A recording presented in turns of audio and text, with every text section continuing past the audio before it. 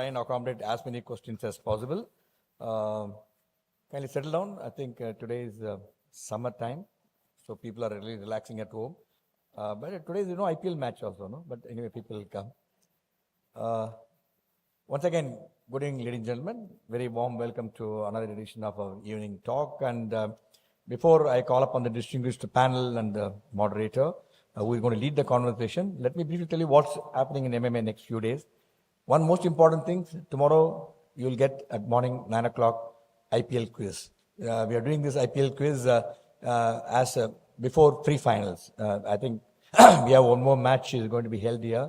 Sunday is the final. So we want to test your knowledge. You have been watching, missing all MMA events and still watching IPL. Then let me check what you have really understood about IPL. And as far as we are concerned, we learned a lot of management lessons. We already had a talk on MMA, the success of IPL, the management lessons from cricket, where we had three outstanding cricketers came and spoke, and it was really interesting. I thought one before the final conclusion, we'll do one, but we'll also do one before the T20 World Cup, which is happening in USA. So we'll keep you engaged because I know you love sports. I know you love cricket so much. I know you love Dhoni so much. Let me test your knowledge, how you are going to respond to all our questions tomorrow morning. So when you get up tomorrow morning, first thing, see the quizzes there in your inbox and try and attend as many things as possible and share your feedback. Then on the 5th of June, we have going to celebrate the World Earth Day. So the topic what we are going to be discussing is protecting our earth, fighting desertification and building resilience. It is very, very important because we must leave to our successors plan. The earth is becoming, you see the newspapers today, so much of issues of water, how many places the water is not there. There are also people are discussing about dams. I mean, I know many of the wars are fought world over is not only for the border land, it's also for the water. Water is one issue at national level, international level, and plus earth is again, I think nobody wants to give an inch of our land to others. So it's an interesting event. On 5th of June, we are having that. And again, 7th of June, not to be missed event, we are going to discuss on the theme, the future of soft sciences of business transformation. We have three outstanding panel. Sheshai is the chairman of Asian Paints. He's going to be there along with Mr. R. Gopalakrishnan, author, corporate advisor, former executive director of Tata Sons. And also we have Harish Bhattacharya, author, management consultant, and former senior vice president of Unilever. So we have outstanding talk leaders coming and sharing their thoughts. We do come on the 7th of June. Then on 17th of June, again we have an interesting event. Navigating change, emerging trends in real estate regulations and its impact on industry. You know, every day you see a newspaper, some real estate things have been changed. A lot of our members own property, they want to buy property. How is it going to happen? When you do a joint development, what's happening? When you have a taxation differently for, you have a development on your own. So many complex things are there. We have an expert in our MMA members, Aarti, and along with them, she's a partner, Shradul Amachand, and she's a specialist in real estate. Along with her, we have two outstanding speakers, one from the regulatory, one from the other person who is implementing, also from the RERA. So you come and listen to us, and those who are planning to buy, who are not planning to buy, planning to sell, I think you must listen to them. I think it will stand you good if you know that what are the real estate policies, so that you don't lose your property for nothing actually. Then we also have a number of other events planned. I thought I won't bother you, but our flagship event on 5th of July is the MMA Award for Managerial Excellence and the 68th Annual General Meeting of MMA. You must come. We have some outstanding lined up for you, outstanding program lined up for you. And the chief guest already accepted is the Narendran, the chairman, managing director of Tata Steel, has agreed to be the chief guest. We also have Josh is coming there to speak to you. Plus, we have an award, grand award function. And we also have a number of surprise events during that time. And this is an event to showcase what MMA has done over the period, how many events we have done, what we have done financially, how we have done economically, how we have done administratively, management-wise. We'll be sharing. Please do come. It's happening on the 5th of July, Friday at MMA Management Center. This is what is happening today. Coming to today's event. Before that, let me warmly welcome all the viewers watching the program live from all our social media portals. As usual, if you have any questions, there's a number flashed on your screen. Send your questions, and I only request you to please, I know you have been very, very disciplined, request you to please focus your questions relevant to the theme what is being discussed today. And all the audience who are here, the right of priority is to you actually. And if you have any questions, you can pick up the question slips and the pen, they'll give it to you. You can send your questions, they will really address to you. And by doing this, we really are able to accommodate large number of questions actually. And we can see the large number of questions do come because the question slips are there, and it's your privileged to share your questions and ask them. The panel today are very exciting, very knowledgeable on the subject. And coming to the subject, what got you here won't get you there. And it's all about how successful people become even more successful. I had the privilege of working in the Air Force almost for more than around 3 decades. I've seen very, very successful generals and air marshals and ministers. I had the privilege of working at different, including Ministry of Defense. Subsequently, for the last 17 years, I am at MMA. I've seen some fantastic, outstanding, successful people. They come and spoken at MMA. They come. I've seen each one of them. What the book says is clearly the characters they. And I've seen they are the more successful. They want to be more successful. They're also more humble.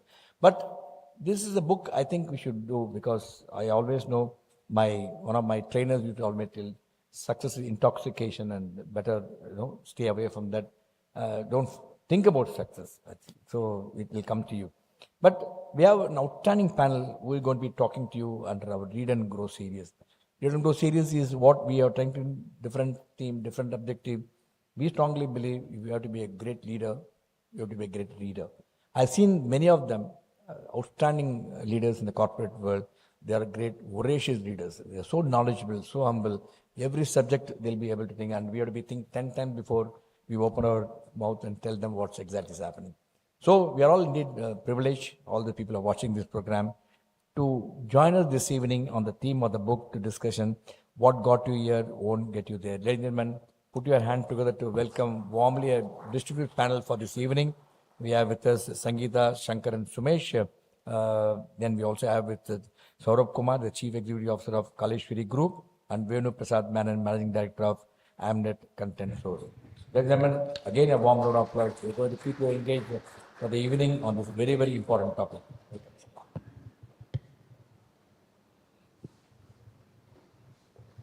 I'm also place on record my heartfelt thanks and sincere compliment to the wonderful team we have. We are blessed to have the outstanding people who plan and execute month after month some lovely books and lovely panel. And to lead the way is we have Sangeeta Shankaran Sumesh. Along with him, we also have two of them, two again outstanding leaders who do this month after month is we have Mr. Krishnamurthy and Ram Prasad, who every month they join us and every month by turn they present this, and big round of applause to them because last 4 years without a fail we have been doing this month after month of this program. And we do this program mainly for the students to come and learn because today the learning habit, we got a fantastic library with 1.25 million ebooks and thousands of book. You'll be surprised sometime only I go inside and read the magazine, that's it. Hardly anybody goes and reads. How do we develop the habit of reading? We'll do everything in us to make sure that people come visit our library, take books, and I told my team that the people go read the books, nothing wrong with it. We don't bother. I said, we don't even care if somebody takes, and I always tell him, if the book goes, don't even write off. At least somebody reads that book, no, if not here, at least somewhere. So that is our thought, and please do tell the people who are around you to come and attend program, read books. And before I hand over to Sangeeta, let me have the privilege of introducing our distinguished panel for this evening. Start with Sangeeta Shankaran Sumesh, a former Chief Financial Officer, who is now a business and leadership coach, speaker, author, with over 25 years of multinational corporate experience. She serves as an independent director on corporate boards, aiming to empower and elevate business leaders and teams. Sangeeta holds credentials as a chartered accountant, management accountant, and has completed executive education from Harvard Business School. She is also a credential coach from the International Coaching Federation and a TEDx speaker, global professional speaker, and best-selling author of books such as What is Finance, Get High, What is there for Mola, Where is the Mola? Ladies and gentlemen, very warm welcome to Sangeeta. And it's always a pleasure to have you with us, madam. We are eagerly looking forward to hearing your thoughts on this book. We also have Mr. Saurabh Kumar, the Chief Executive Officer of Kaleesuwari Group. Saurabh is is an industry leader with over 2 decades of diverse experience spanning from FMCG, retail, real estate, aviation, logistics, and infrastructure. With an engineering degree from Anna University and an MBA from IIM Mumbai, he has led various businesses, driving the group expansion into a modern retail and commercial real estates, and recognized for his thought leadership. Is also an actively engaged in policy advocacy, innovation initiatives, including automation of new tech adoption. Very warm welcome, Saurabh. It's a pleasure to have you this evening. We also have another panel joined this evening, Mr. Venu Prasad Menon. He's the managing director of Amnet ContentSource, bringing nearly 3 decades of expertise in content solution, leading global business and strategy. He drives innovation in AI, cloud infrastructure, analytics for the clients spanning education, publishing, e-learning accessibility, and legal sectors. Passionate about simplifying, publishing, and facilitating digital transformation, Menon is dedicated to delivering certainly the value and content of ecosystem. Ladies and gentlemen, this is the profile of 3 outstanding speakers what we have today. And as much as you, I am also eagerly looking forward to listening to them on this very, very important topic. Over to you, Sangeeta.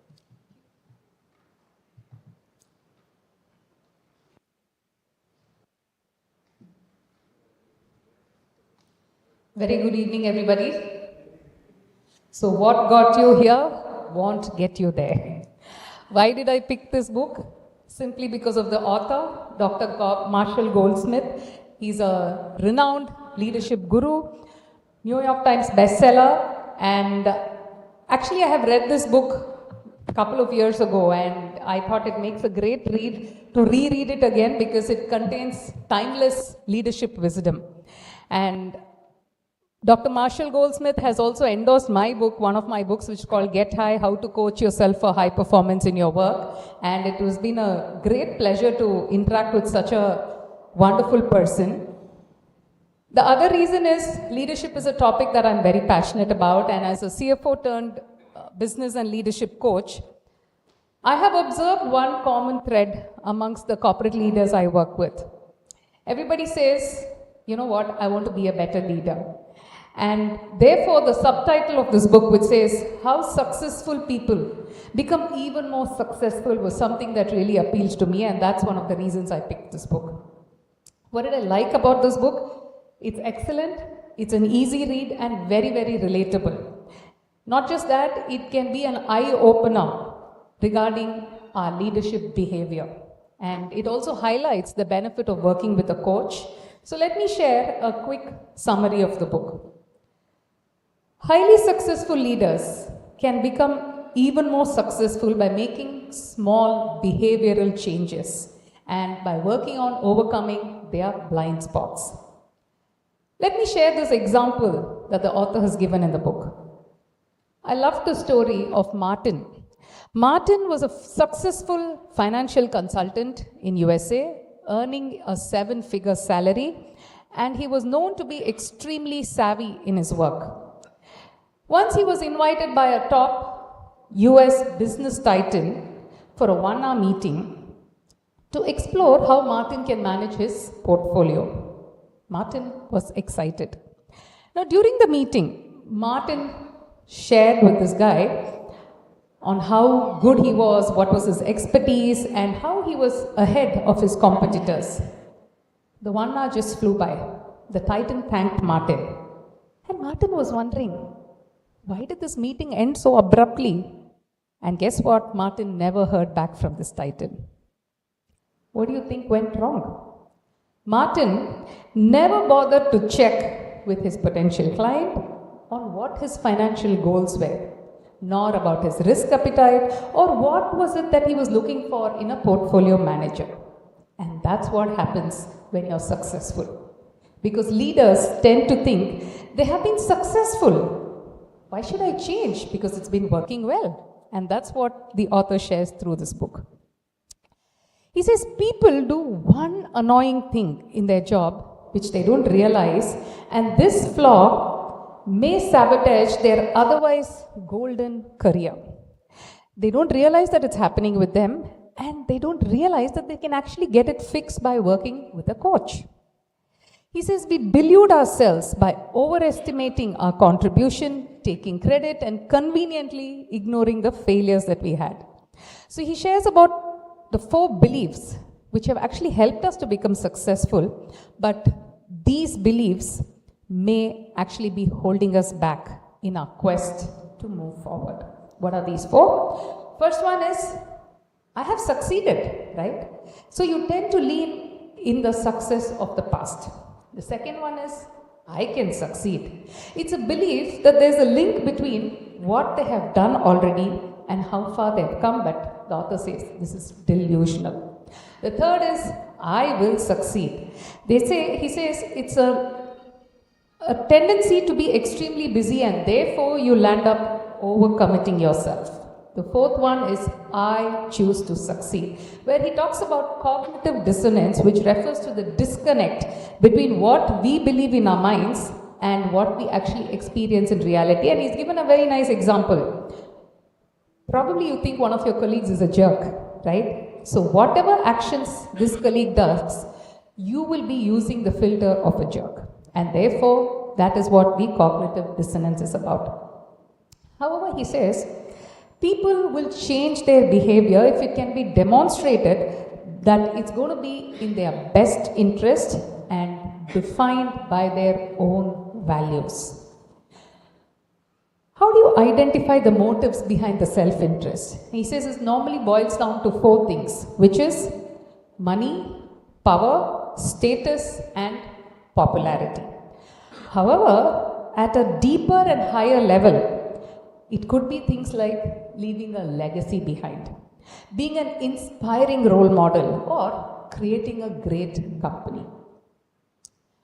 Another very nice thing the book talks about is, we're also used to having a to-do list, right? He says, how about having a to-stop list? So an example he gives is, given the choice between becoming a nicer person or ceasing to be a jerk, which is easier? The latter, because it's nothing more than an act of omission. He says the higher you go, the more problems you have with your behavioral skills with people. He also adds, none of us are immune to personal flaws, but you may feel that you had no idea that things were coming across. So what are these 20 habits? Wonderful 20 habits, and I'm sure most of us can relate to at least one, if not more. This is a good time for you to reflect on yourself. So the first habit he talks about is winning too much. He says it's a fine line of difference between being competitive and being overly competitive. He says we tend to argue too much, we are guilty of putting people down, ignoring people, etc. So he gives a lovely example of a father trying to win a casual sports game with his 9-year-old son. He also gives another example, we tend to fight with our spouse, right? I need to go to restaurant A when the spouse says, no, let's go to restaurant B. And then finally you give in to the choice of your spouse, you go to the restaurant B. But guess what? The food is bad, it's overcrowded, and you really didn't like the food and stuff like that. So what do you do when you're having dinner? I told you not to come here, right? Many of us do that. So he says, all you just need to do is just shut up and have a good time. There's no need that, you need to go on harping about this. Do a cost-benefit analysis and you'll know the relationship with your partner is a lot more important than just winning trivial arguments. The second habit, adding too much value. He says it's a great idea, but we tend to do that, right, at work, because you're not letting the other person to share their views.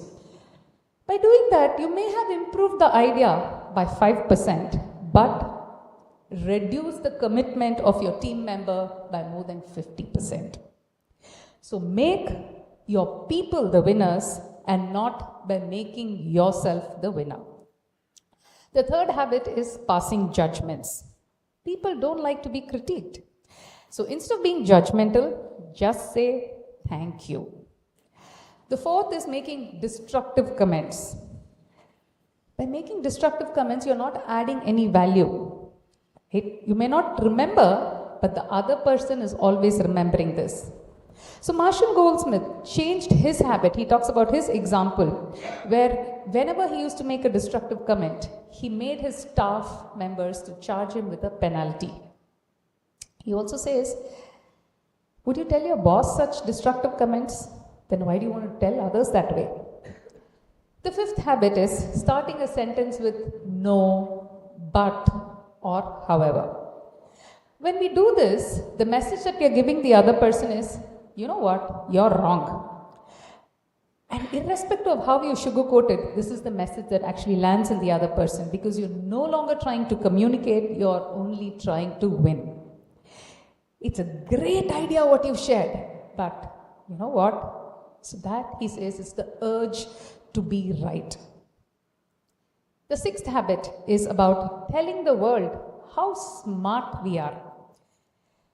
Yeah, I already know what you're saying, right? And by doing that, you're not only boasting yourself, but also you're insulting the person in front of you. And you're probably better off, not saying anything at all to them. Because being smart turns people on, but saying how smart you are can actually turn them off. The seventh habit is speaking when you're angry.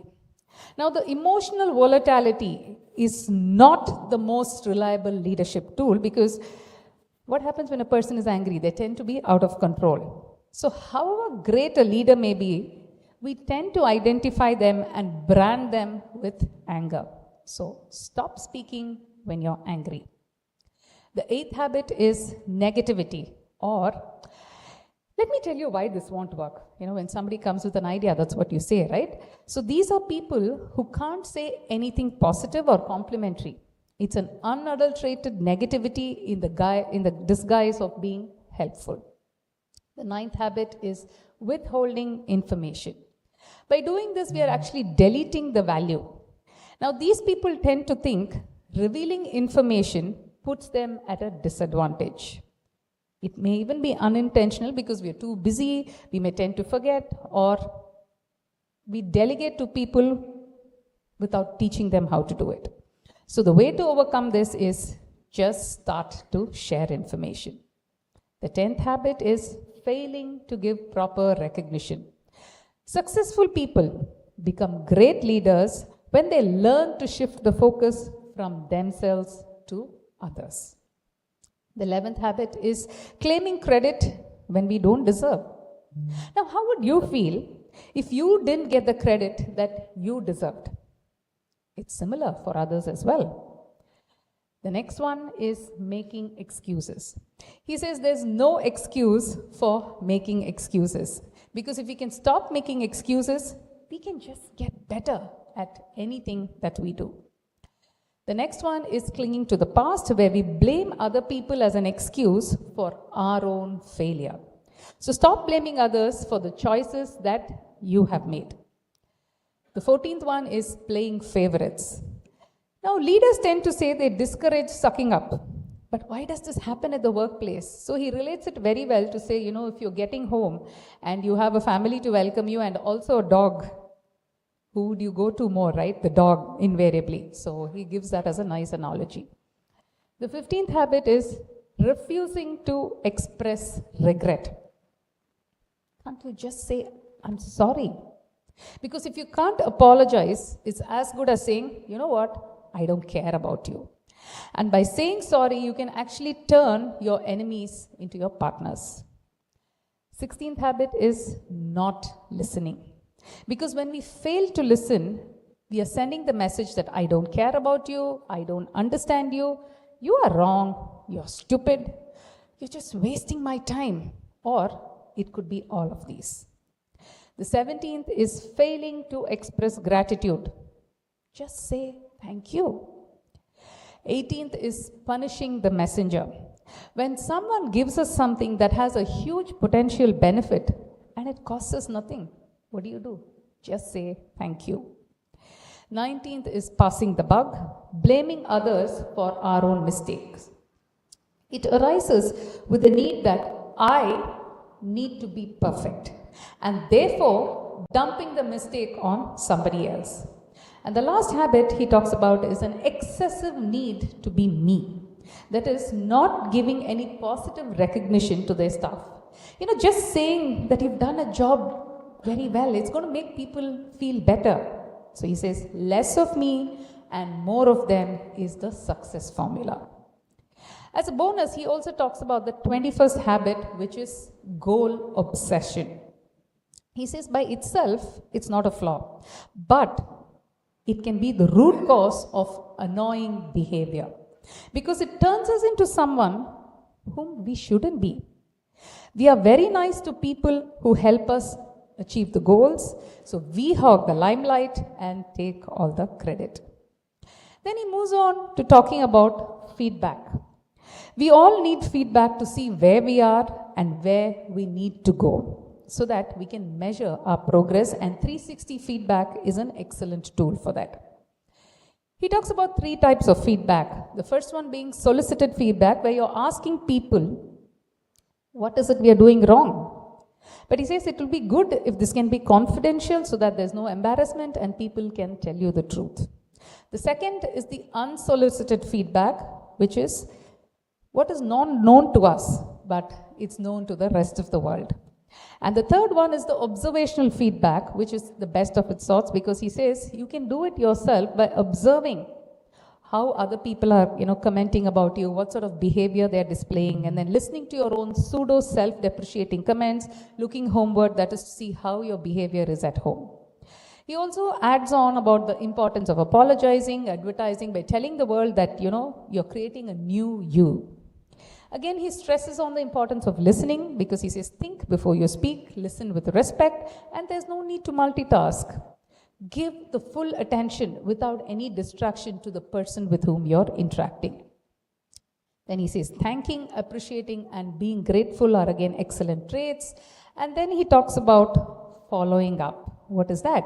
Just ask the people around you, how am I doing? Measure your progress and reminding people that they are actually helping us, and then, telling them that our efforts are actually, towards imprinting in them. And he also says, remember, not everybody is coachable. This is also said in the book $1 Trillion Coach. This is also an excellent read. And then he is talking about practicing feed forward. This is an excellent technique because where you're asking a person, it could even be a stranger, for 2 suggestions for the future that will help you change your behavior that you want to change. And he says, importantly, the only response to that should be, thank you. A great way to also share with your team is to come up with a manual, how to handle me, because, you're telling your team members what exactly you want for them. So in the end, he says a very interesting thing, which is, he says, most of the leadership development revolves around one false assumption. That is, we think that if people understand, they will do it, right? But that's not true. Because he says most of us understand, it's just that we don't do, right? I mean, imagine if you want to lose some weight, it's good to go on a diet, it's good to exercise, but how many of us actually do it, right? So that's what he says. So to conclude, what stood out for me in this book? 3 things. Now, I think he's also touched upon how these learnings can be used in our personal lives, not just professional lives. I think we can also start implementing it in our personal lives. The second is he talks about how he managed to overcome some of the flaws that, those habits that he's mentioned about. And the third thing is, I think this book can be a periodic refresher on behavioral self-assessment, right? So it'll be good if you can reflect on those habits and, the other tidbits that the author has shared, and periodically have a tab on yourself because you know yourself the best. So with that, I would conclude the summary, but now let's hear from the expert speakers on, what their thoughts are on the book and, what they found valuable, right?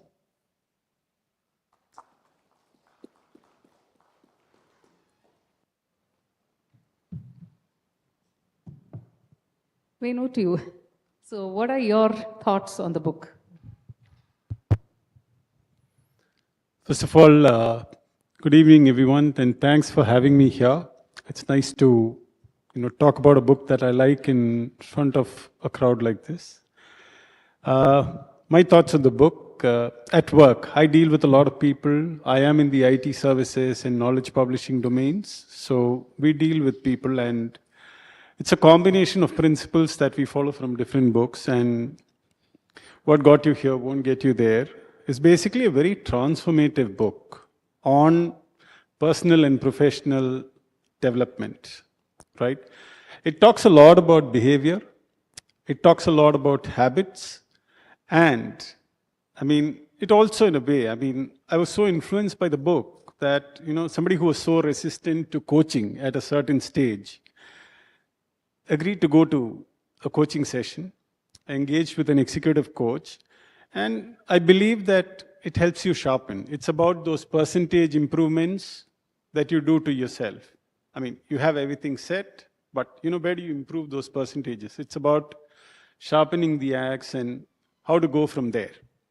So in short, yeah, it's a great book, but yeah, there are 2-3 other books that I would recommend to everyone who's reading Marshall Goldsmith's, What Got You Here Won't Get You There, in combination. I mean, together, these books are, I would call them a magic potion for anybody who's looking at growing up the ladder, becoming truly successful, beyond where they are and what they do.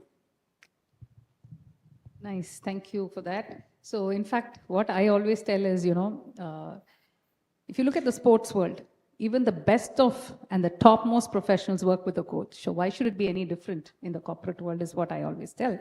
Over to you, Saurabh. So what did you like about this book? And, it will be nice if you can share your thoughts around this. So while I've read this book a few times in the past, but I think when you were taking us through the summary, it felt it's as refreshing as it was when I read it for the first time. What it means is that the message and the essence that the book tries to communicate to us is and will be relevant for a very long time. Whether we are in our first job at age 21 or we are just about to reach 60, and I may be knowing about 1,000 good professionals in my career, and I was trying to see how many of them pass the filters, 20 filters that Sangeeta very nicely took us through one by one. And I was happy that there were none, at the end of the 20 habits which we should, leave aside. So, what I'm trying to communicate is that, you have organizations who have stayed for decades, 5 decades, 7 decades. You have organizations who have been most successful organization. You read books, you will hear about organizations which are eternally successful, by virtue of it, by virtue of their management philosophies. But they are yet to excel in many of these. Even today, the best and the average, the Indian and the MNC organization still tend to, look success from a lens of what numbers and goals speak. And you'll be surprised that almost 2/3 of the organization have measures or KRA which may not be, a part of the message, good message that this book is trying to say. So this is where we are. It is after decades of evolution of management philosophy. I'm being very practical. So it's, we all have to see this as something which should first make us better managers. Not think about anything else, any benefit, and see this as a long term. As time, goes, it'll be people management and teams which will make difference in success. And believe me, out of these 20 not so desirable habits, if we are able to get rid of 10, at least in a consistent basis and demonstrative way, we can call ourselves for distinction. Very, very nicely stated. And yeah, that is the harsh reality. I think you summed that up very well. Venu, to you, the beliefs and the reasons that have been shared by the author to say why we resist change, right? So, what is your thought on that? What is your views, and have you encountered any such situations on that? What is it? I think the primary belief, I am successful, with all of us, right? As humans, we are wired that way. That's right, that's right. And a lot of us, unfortunately, when we face situations or when we're looking at progress, tend to go back and rest on past laurels, at least for a moment. Absolutely, absolutely. You know? Yes, yes. And I faced this challenge with people who've spent about 20 years, 15 years in the organization. I mean, they've grown from very junior levels, probably an individual contributor to an executive level, a senior executive level. Okay. And they still think what got them to the position they are in is going to help them succeed and grow further. But that's not reality. The world is changing.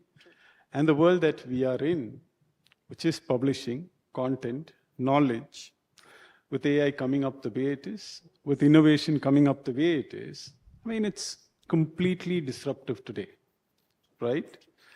But people tend to forget that, right? I did this 3 years back. I know how to handle this. I know how to handle the situation. Everything is connected. Everything is networked. And I think the biggest part, when you're looking at new challenges, new opportunities, or even newer days, newer ways to do the things that you did about a year back or some time back, you need to step back and think, are there better ways to do it? That is one thing. And I think from the book, I adopt this stop, start, and continue, right? There's a lot of people whom I've, personally had discussions with, asking them to stop the way they were doing certain things. Try. Again, that's part of what we call CFR in our organization. We have very strong people practices, conversations, feedback, and recognition. Okay. When you were speaking about feedback, there was a point when, I gave somebody feedback in front of 10 people and they said man, why is boss calling me? Not the best way. And then I realized, we have recorded sessions today about feedback where I tell somebody, probably you need to tweak this way and you would improve. So typically, I think the primary thing, and all of these are interconnected, right? I'm successful, Yes. so I'm on top of the world. Yeah. Right? But that doesn't work anymore. You may be successful, but out there's somebody else who's outthinking you, who's got better ways of doing things. So I think that primary belief, and that's wired in all of us. Yes. One person in this group who thinks I'm not successful, even at least for a moment when faced with a situation, I find it very hard to believe. I think we are wired that way. And I think this book is a reminder or a refresher to that point, these 20 habits, tick off. What is there, what is not there? And, how do I get better on a daily basis? That's my view. Wonderful, wonderful. In fact, what you said about disruption and AI coming in, I think that's so right, because I think, disruption has always been there, but I think the reason why we are speaking about disruption now is the pace of disruption is so fast. Every day there are changes and everything. Yeah, so that's true. So the next question is something, I'd like to ask both of you. So maybe Saurabh, you can start off. He's spoken about those 20 habits, right, that are holding you back from getting to the top. So I would like to understand from you, have you witnessed something like that in your career, in your workplace? Or would you like to share some anecdotes with us on any of these habits, your choice? So I think the book is real, quite real. And I have seen all 20, in fact.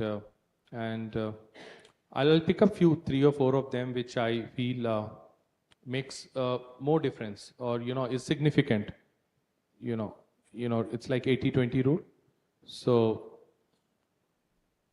and in some way, the order in which the author, Marshall Goldsmith, has mentioned is also reflective of the reality. And, when I start with the first 2 things which he says is don't be too competitive, don't try to add too much value. He makes these two statements in the first two behavior. And the reason why this is coming in the first is that it forms a part of every day, every hour discussion, conversation which takes place in an organization. Everything you do, you talk to somebody. You do meetings, you delegate, you have brainstorming sessions, you allocate responsibilities, you discuss problems, you find solutions, you tell your vendors. So it's about conversation. And as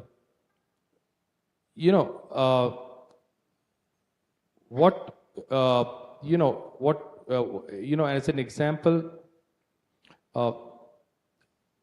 if in one of the in a typical conversation, if somebody says that this is a good way to do it, this is the right way you should do this initiative, or you should go about doing this improvement work. If we just agree to it, if we say yes, he's that, then in a way we are saying that he's great. He knows everything. Everybody should agree to him. But typically in a room, you will have 4 people, 5 people. And 4 out of 5 times I have seen people will say, okay, this is fine, but this has this problem, you're missing out. Or you will hear, while this will work only till beyond, only for day 4, day 5 onwards, this is not a solution because you'll have a new problem. So instead of supporting or encouraging that person who has said something which is not wrong, because nobody has said no to it. People are only trying to say that in a room, if 5 of us are there, it's not that only one person is smart enough, is intelligent enough, knows all the solution, or is in a position to give solution to all the 5. And that's something which people may not accept or don't want to accept. That's one, which, which, and a better way to handle this can be to say, I agree. I think this is a good way. Let's all work together and see what are the risks around it and see how do we mitigate them. And that's when all the other ideas will come and somebody can jot down and make a plan and keep going ahead. The second behavior which I want to highlight is judgmental. It's coming in number 3. And this is a silent thing. You will never hear it, you will not see it. You will only feel it at times on the spot, or you will feel at times after 2 months, 3 months as well. Now, what is judgmental meaning? Judgmental, essentially, if you think, it is coming from the fact that one person is thinking he's superior to the other in his mind. So if one of my colleague comes to me and says that, I think the markets will go this way up, I feel I'm superior to him, and I say, and I make an opinion every time he says the same thing, it never works, or his information is always incomplete because I know 2 other things which will make the markets go the other way around.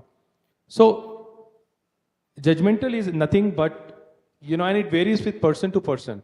Instead of that person, if there is another person who comes, we'll think, he doesn't even know that, he's not even fit to make that opinion, or he whatever he says is half-baked. So that's about judgmental, and it's very prevalent in an organization, and one of the most difficult things for people to be neutral, and leave away, not to have a view with everything you hear, you see, you come across. That's one, and I gave you anecdotes. And third thing which I want to highlight is about negativity. Now, why I'm talking about negativity is it's one of the most powerful thing which impacts others. It's not about the same individual who talks about it. It's the likelihood of any initiative to succeed goes down by 30 to 40% just because one member in a team of 4 members is negative, and negative with respect to various, aspects. Could be his inherent nature, or could be his way of telling others that you don't know the full thing. It's only me who knows about it. So I think these are the three things, Sangeeta, I thought I should put across, you. which are more Yes, prominent. yes, the top three. Yes, okay. Thanks for sharing that. Venu, what are your thoughts around this? One thing that we've imbibed as a practice to the book is gratitude, right? So all our meetings, so we use these key habits from the book. We also have created a pattern with the Rockefeller habits, which is, on a daily basis, all the important teams that run a function or a business have something called daily huddles. These are basically 10-minute meetings. You don't even sit in those meetings. You just stand up. You talk about just the challenges from that day and any important resolutions required. Excellent. Then we have something called the weekly huddles, where it's about 20 minutes, where everybody comes, the audience is bigger, and then the monthly huddles. What we've instituted as a practice is we start off each of these meetings with a section for gratitude. And gratitude is not for just the people in the meeting. So there may be somebody in the administrative team that could have done something wonderful for me, could be booking tickets to a fair or whatever. But gratitude is stated in that meeting. Awesome. And post that, whoever has stated the gratitude also sends a mail to the person with everybody else in the meeting in the loop. So it's like telling this person Acknowledging and that yes. you were spoken about. And sometimes when people forget, there are other stakeholders, right? Marketing, finance, admin in the meeting. They go back and tell their teams, hey, look, we spoke about you in this meeting. And That's a very, very nice habit, energizing. yeah. It's very energizing. Another thing is adding too much value. I see that as a showstopper in a lot of places. I've seen that people at every level tend to stop participating in meetings or discussing when they believe that, or when they feel that there's one person who's trying to impose his or her views on the entire audience. Yes, I agree. Right? Dominating. I know this, I've done this before, so, I know everything, let's handle it this way. And invariably, this stops them from contributing. There's no free flow of thoughts, there's no collaboration, there is no cohesion or synergy between teams. And that sticks out. We've had situations where there might be individual contributors who know what they're doing and been doing that for 10 years. But unless you give them a chance to talk, unless you hear them out, that's again one part. Another area is apologies, right?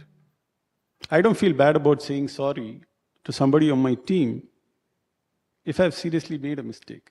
No, if I've not made a mistake, the story is different. But then, getting down to that level, yes, I'm seriously sorry, and that's something that really matters, right? Somebody who's wrongly pulled up for something, or somebody who's just not once in a while done something wrong. There's a lot of meaning in that, right? So I think, according to me, those are 3 or 4 things that we've taken away from the book, and we've kind of managed to imbibe that into a culture as well in the organization, and that's helped. That's excellent. Just one observation, when you spoke about apologizing, and the thing is, like you said, when you do a mistake, you don't have a problem apologizing. But what I've realized is most people think, I've not made a mistake, so why should I apologize? That's up to people to realize, that's and true. that's where So, they yes. stop, start, and continue, Yes, right? absolutely right. Yes, sure.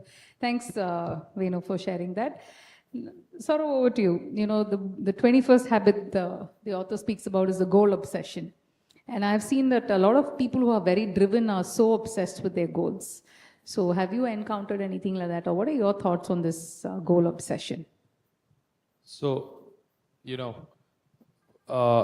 at the face of it, goal obsession is desirable behavior.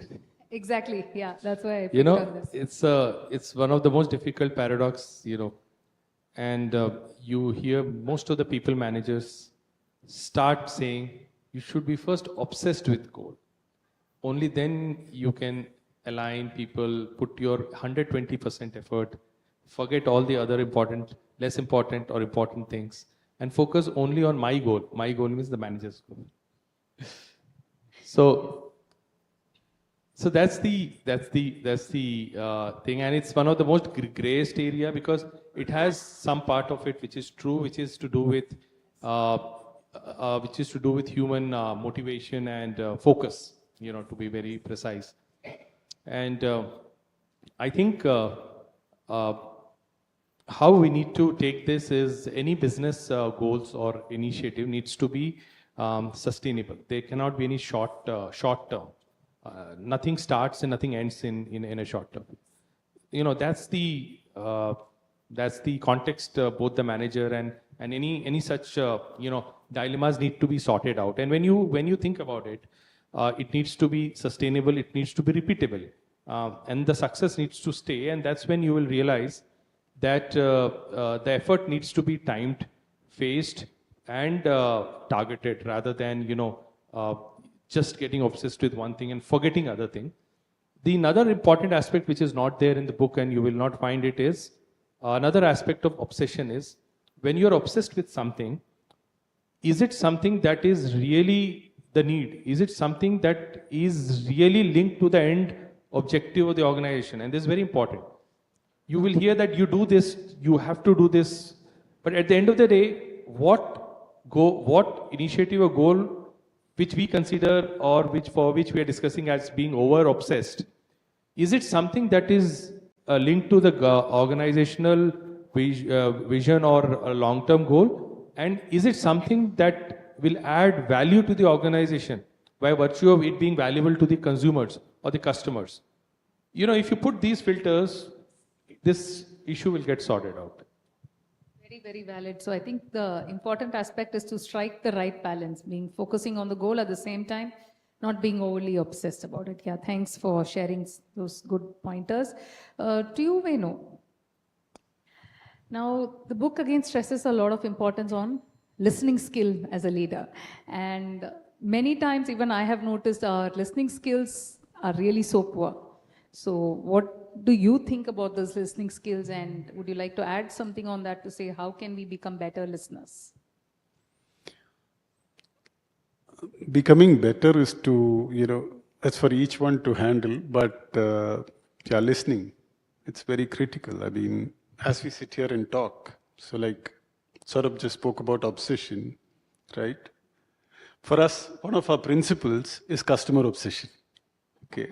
So that's the way, that's the difference in how we approach things, right? And it's our first principle, right?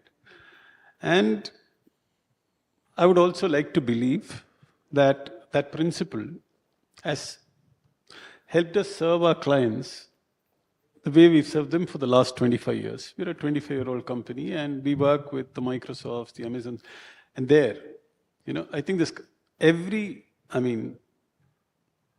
we have about 1,500 people. I'm sure you can talk to any one of those 1,500 people about all the principles. We have 12.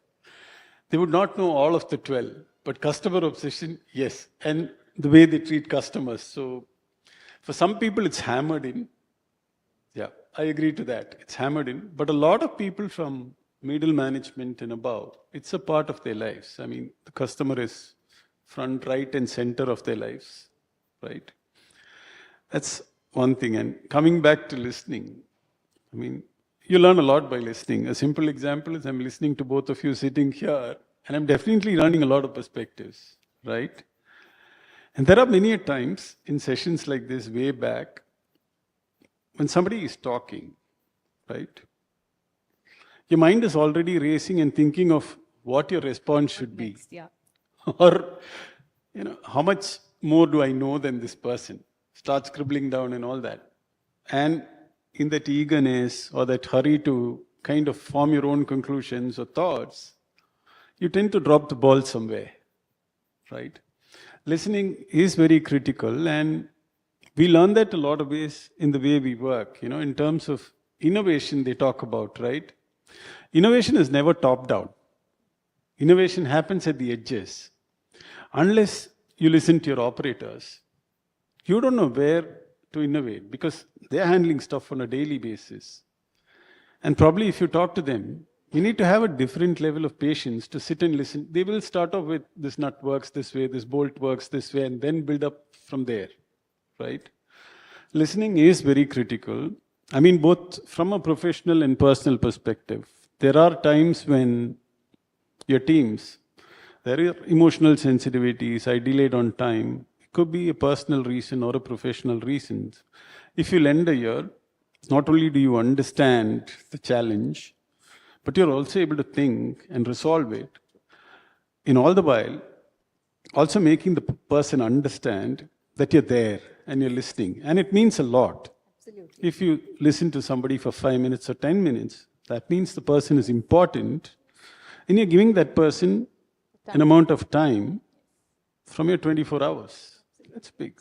That's my view. Yes, absolutely. And I think to also add on what appears to me is like you're showing your empathy towards that person and the situation, which is again a great leadership trait. Thanks for that, Venu. Saurabh, I think the last question before we take the questions from the members is, what is your opinion on practicing feed forward? Because, I think that's a very nice tool that people can resort to. What is your take on that? So, feed forward, I see feed forward replacing feedback, in times to come, because we're moving into an era where the communication needs to be smooth and effective as possible. I think many times when I need to take feedback or I need to give feedback, I use the approach of feed forward, which essentially means that we don't talk about the lacunas, we don't talk about the negative aspects which we observe or we want, which we know it's in us or we want somebody to get rid of. And we speak about, okay, if we need to work and improve upon a particular area or aspect, what do we need to do? What do we need to do? For example, suppose somebody has given me feedback that, I don't listen, then probably a better mechanism of feed forward would be I call upon my team and have an open discussion in terms of, take up any subject where people say Saurabh doesn't listen on this subject. And I open up that subject and I say that if together we need to work and improve upon it, what can you do? What can I do to support you? And that's when things come up indirectly as to what I need to do, instead of just asking a direct feedback. And if I ask a direct feedback, I may not get what I want to do. On the contrary, if I want to give a feedback to somebody and I say that I think you are, you're weak in that, you're weak in, putting up a proper presentation, or you're weak in, working on Excel. The better way to say is to link it to a business context and say, I think in our business, we need to be good at understanding the business model and the implication. There are a couple of good places where we can learn and have the team, capability improve. Oh, what do you say? And it opens up and he says, yes, why not? That's the, good thing and an evolving thing about feed forward. Yes, I think that's a very nice example you said, because that way you're getting your team members trained and then probably, get them to work with coaches and, maximize their potential. So that's lovely share, Saurabh. Thank you. And I think we have some questions from the audience. Some of them are specific to both of you. So the first one, Saurabh, is for you. So this is from Kalyan from Erode. And what he says is, in your current role, how do you foster a culture of growth and development among your team members, considering the principles discussed in this book? So it's quite a wide question, but a culture of growth and, what is the question, growth and? Development among your team members. So culture of growth and development, I see growth as an organizational growth and development primarily as a individual development. I'll try to split it across these two factors. See, the growth part, yeah, and when I look at all the 20 habits not to practice and 7 thing, to be done, I think the best way to look at it is, if we are able to bring all the people aligned, and when I say aligned with respect to goals, align with respect to approach to achieving the goals, align with respect to what success means for each one of them, and how this success is linked to the organizational success, and also give them a confidence that as an organization we are not looking at only a very narrow definition of success. We are looking at a success which is repeatable, which is sustainable, and which involves the benefit of the organization and the individuals.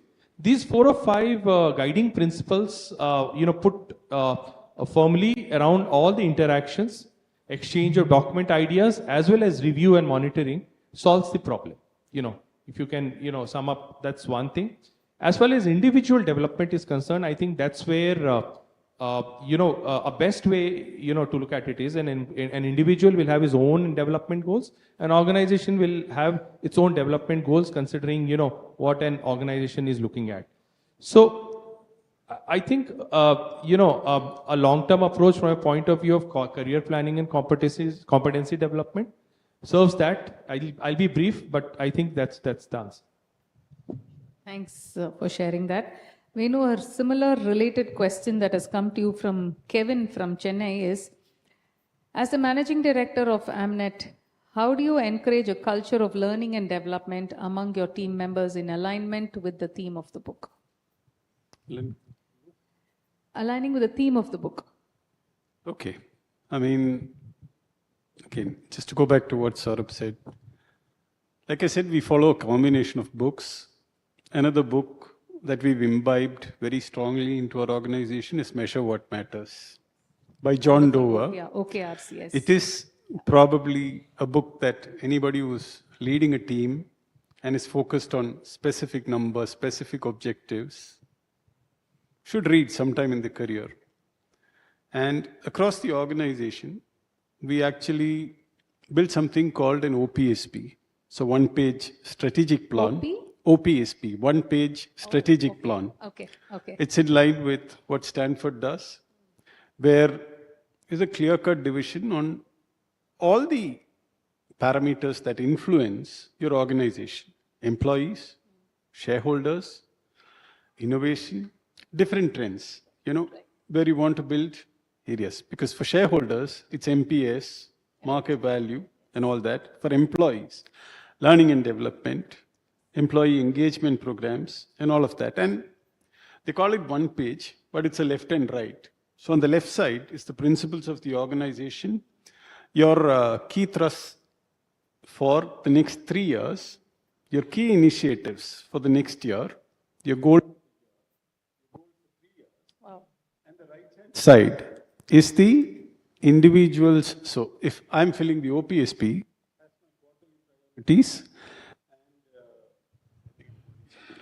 quarterly priorities and key results for a particular. And even for the quarterly number, there is something called theme of. There is a section for rewards and recognition and learning and development. So internally in our organization, for people at individual contributor levels up to a certain level, there is a fund that is allocated where they can actually go and choose any course that they want to do and come back and submit it for reimbursement. If it's a certification, it doesn't matter if it's relevant to what they're doing at work or irrelevant. If they're going to use the money to study for themselves, we're happy to reimburse it. And middle manager and above, we have coaches working with, so every year in our budget, we have a provision for 4 or 5 people at that level to take up coaching because we think it's necessary. Definitely. The middle managers are people who grow into senior management and executive management. We think it's necessary. And we invest on them. We also send them to leadership seminars run by various foundations. Senior manager and above, we have a panel of executive coaches that we work with.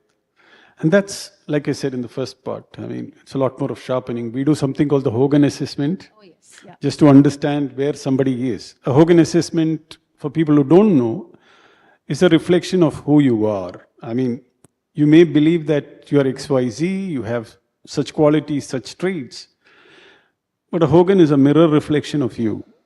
And at times, some people that we've sent for the Hogan have figured out that who they are and what they are according to their attributes and characteristics, it's completely contrary, completely the opposite sides. And they've come back and told me, good, you asked me to do this.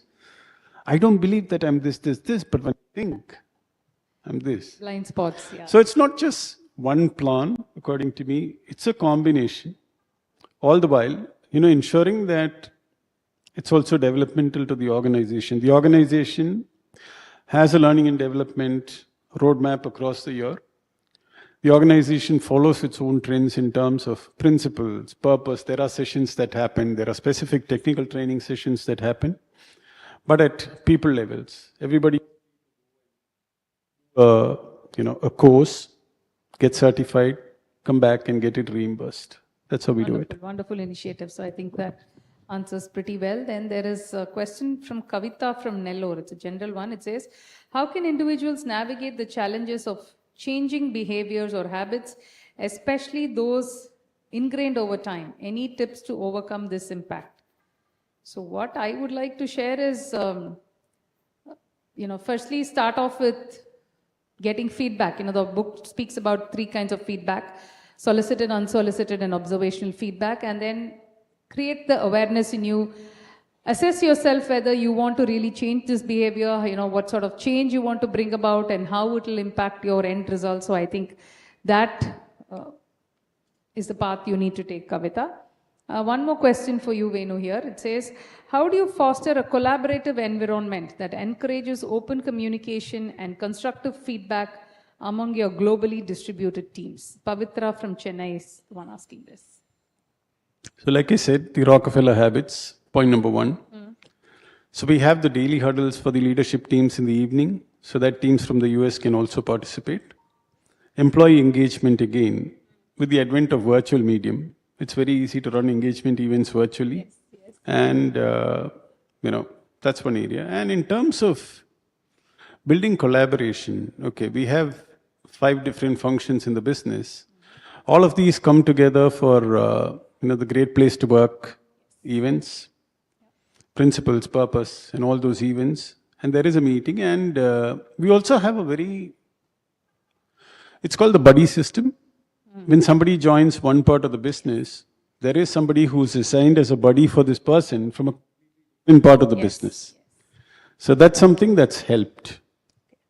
And as a leader, I've also instituted an exercise. It's not in any book. It's called the power of 2, where my immediate reports, second line, we pair them into two groups of 2, and we give them a specific span of time to learn about the other person. Likes, dislikes, favorites, preferences, all of that. How does that help?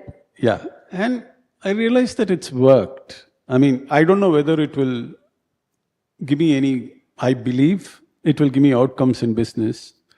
If not that, at least 2 people who are fighting with each other, like cats and dogs, now know each other, and I empathize with the other person's pain, right? So somebody is not able to attend calls at 6 o'clock. Could be because she's got a baby at home. But unless it's known, how? So I think that's helped. I don't know whether it's going to give me any outcomes. I believe it will in the long run. Wonderful, wonderful. Nice, lovely initiative. Thank you. Saurabh, probably you can answer this. This is from Priyanka from Bangalore, and she says, you spoke about the importance of building strong relationships and networks.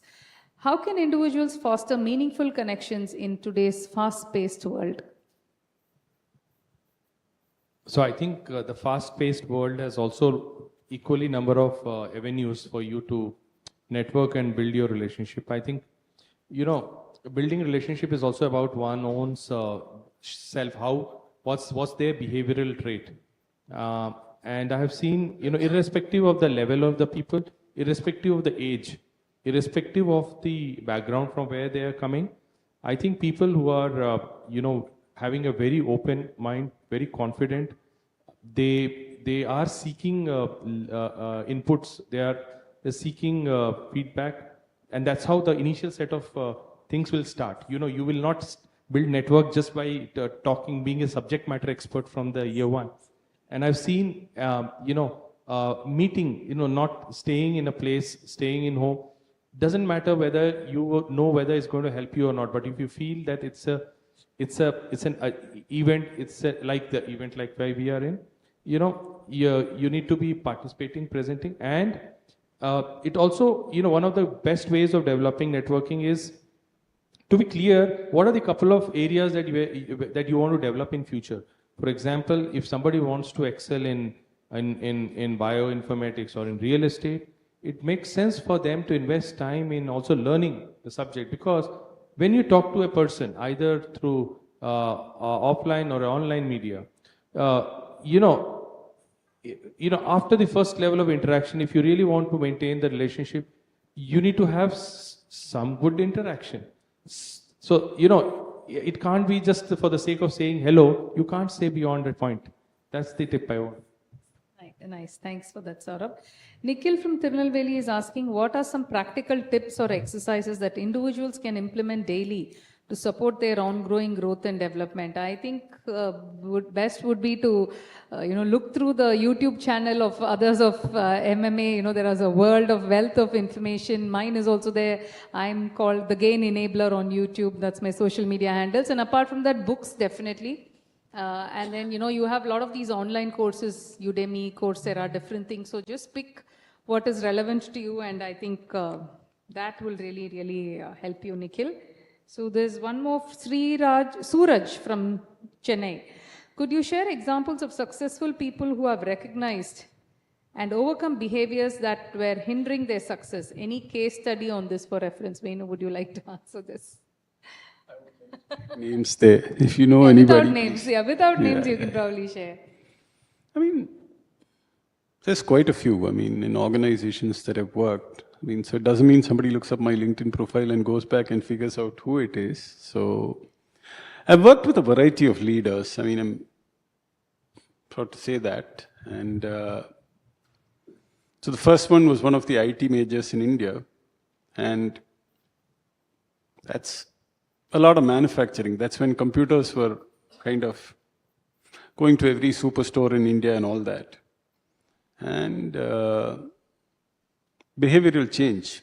I would take myself as the first example. Okay, it's better, right? Yes, that's rather not than better. I was talking wanting about to other say. people. Yeah. So I was with HCL. Because it's me, I can talk about it. HCL had just then developed a board completely with surface mounted technology. That means the graphics card, RAM, etc. are implemented on the board. HCL had just then taken its share of success with the BCB. BCB is the brand that built HCL, for people who don't know. And now they've done this. And during testing, somebody smartly discovered that this thing won't work in the enterprise. Okay? And that's a market that they were looking at. So what do we do now? And the big minds at HCL got together. They said, we're not going to waste this. We'll position this for homes. That's the first time the computer came into the Soho market in India, the small office, home office market. It was called the beanstalk. And the only innovation was on the screen, you'll see Jack climbing up the beanstalk. That's all. I still remember the configuration. A lot of people here may remember 486DX400, 4 GB RAM, 2x creative CD-ROM drive, and some preloaded software with Grolia's encyclopedia and all that, selling for $120,000 in those days. That's not the fun part. Now, how do we... So, we were all picked up off campus from HCL and we were like, okay, we picked up off campus with HCL, all that, ego and all that. And the first thing they do is, there are 14 of us as trainees. They take us into a room. They say, now you start assembling and disassembling the computer. We did all of that. Okay, why are we supposed to do this? Okay, fine, 2-3 days, let's learn it and chalta hai karo. We did that. And the next job was, that's when computers first went retail. they got into stores and all of that. And my program manager told me, like, Venu, hey, look, you have to go stand outside a store and count the number of people coming in and going out. I was saying, management training, an engineer, why should I stand outside? And that too landmark. Just standing outside with the security guy, counting the number of people who come in and go out daily from 9 to 9. You get lunch breaks of 15 minutes. There are 2 of us standing there. And I said, man, let's do this. Okay. After this, probably things will get better. And the next part was, we'd set up counters inside Landmark. Okay. And Landmark, you have no offense to people at Landmark who worked at Landmark then.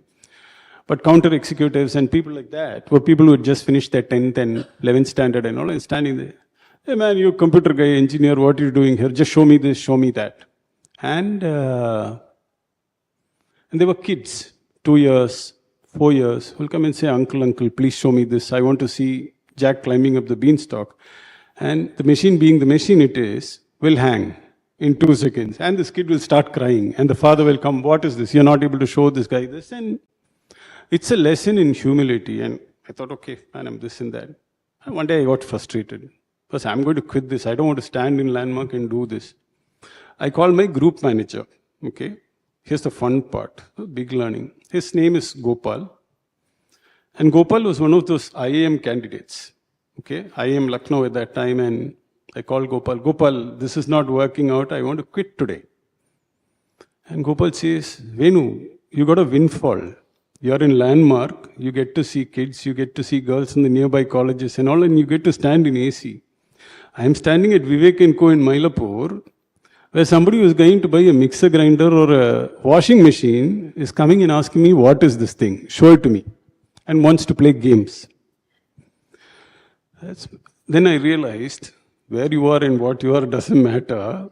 This guy who was managing, supposed to be managing 20 of us, or the 14 of us who are at these booths, and I'm IMA, I am L. If I start thinking this way, what happens to the overall objective? So I think one lesson I learned at that point, and I'd given up, was, it doesn't matter where you are and who you are, but if you need to learn, you need to learn. If you need to change, you need to change. And that was a big lesson for me.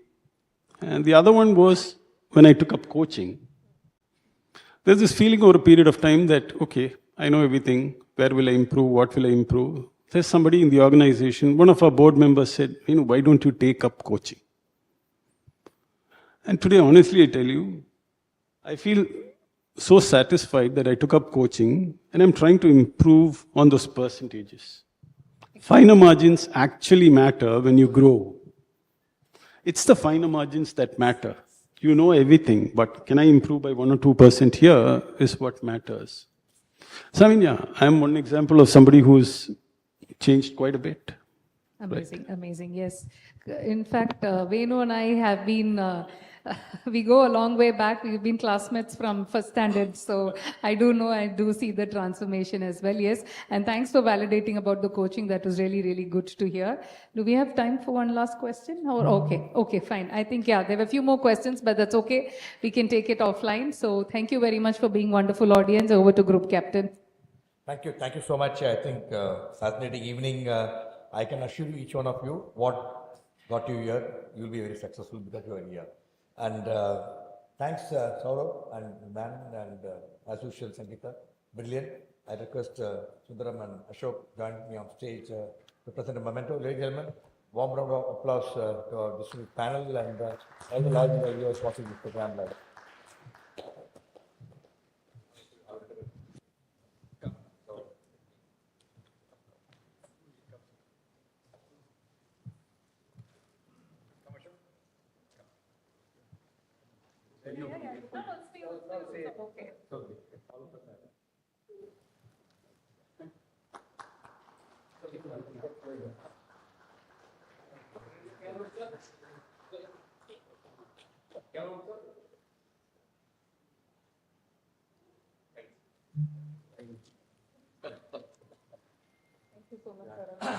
Thank you, ladies and gentlemen. I think over 480 people are watching live, and see you till we meet again. Bye-bye.